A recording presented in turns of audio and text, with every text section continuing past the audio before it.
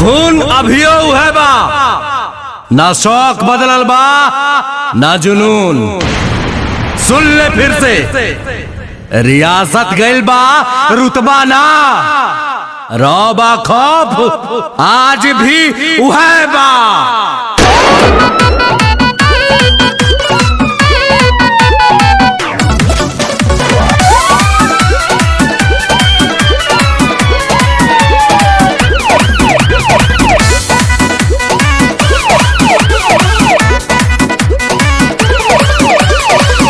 भोजपुरिया डरीला खाली बाप से, साच खाती लड़ जाई केहू के बाप से।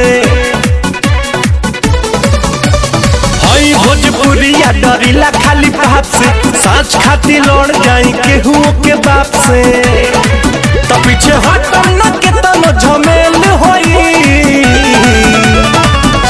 आज जेल होई काल बेल होई, परसों से उहे खेल होई। आज जेल होई कल बेल होई, परसों से उहे खेल होई।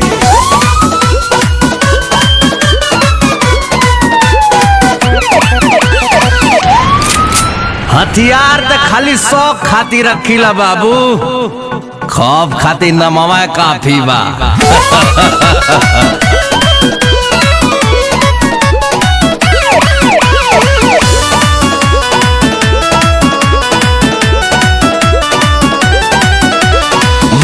पगरिया अमुहवा में पान बा, पिस्टल कमर में असीना उतान बा। इहे तो असली भोजपुरिया के पहचान बा।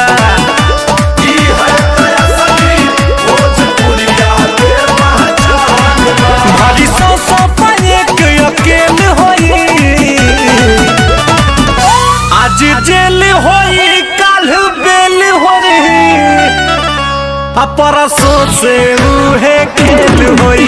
आज जेल होई कल बेल होई, परसों से उहे खेल होई।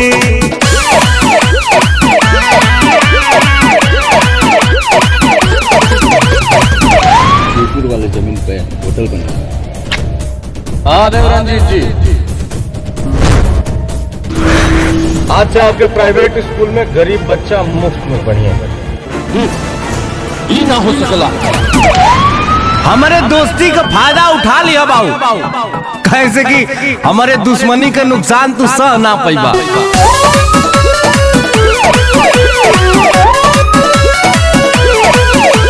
पाका हई हम अपना जुबान के, ले ले हम जान बात आई जान पे।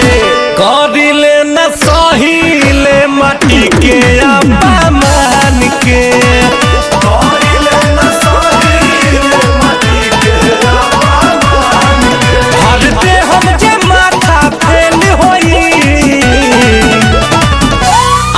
जेल होई काल बेल होई, परसों से उहे खेल होई। आज जेल होई काल बेल होई, परसों से उहे खेल होई। सिकंदर तो हम अपनी मर्जी से हैं, पर हम यहाँ दुनिया नहीं दिल जीतने आए हैं।